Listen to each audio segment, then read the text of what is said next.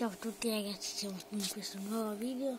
Se sentite un boom boom boom boom è perché ho il ventilatore acceso e oggi siamo su una mod. Purtroppo non posso lasciarvi il link in descrizione perché non riesco a trovarlo, però se volete si chiama FH maiuscole e It's. E è un server privato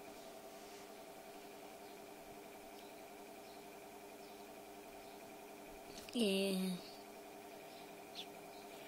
se si carica